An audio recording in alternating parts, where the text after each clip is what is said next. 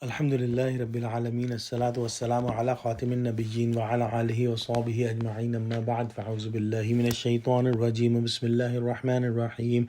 Qala Allahu ta'ala fi Surah Al-E-Imran, Innal ladhina kafaru ba'da imanihim thumma izdadu kufran lan tuqbala tawbatuhum لن تقبل توبتهم وأولئك هم الضالون. Translation: As for those who disbelieve after they have believed and then grow in disbelief, surely their repentance will not be accepted. Such are those who have willfully gone astray. Yesterday we studied about those disbelievers who disbelieved but then repented with sincere heart, and Allah subhanahu wa ta'ala forgave them. The ayah I just recited is about those disbelievers who possibly did repent but did not repent with sincere heart, and their repentance was not accepted. The next ayah will be about those disbelievers who did not repent at all and died as disbelievers. Different scholars have explained this ayah in different ways. According to Abu al-Aliya, this ayah is about the Jews and Christians, and they both identified Prophet Muhammad ﷺ by seeing the characteristics and by the predictions given in their books, meaning in the Torah and in the Gospel. But even after recognizing Prophet Muhammad ﷺ, they did not believe in him, and because of that, their disbelief kept increasing in their heart. Imam Mujahid rahmatullah alayhi says that this ayah is about all the disbelievers who say that Allah subhanahu wa ta'ala is the creator, and despite of that they associate others with Allah subhanahu wa ta'ala, and they increase in their kufr and they keep doing it till they die.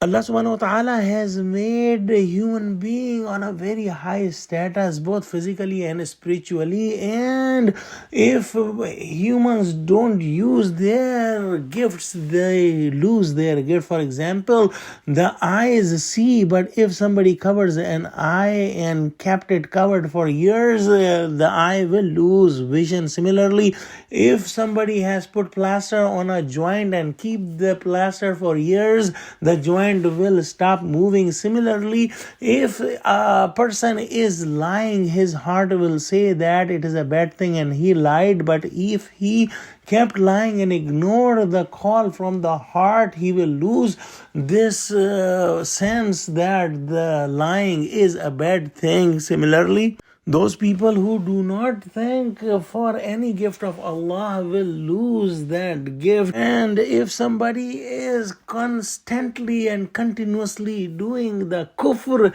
this disbelief will set in his heart and he will lose the light or nur from his heart completely.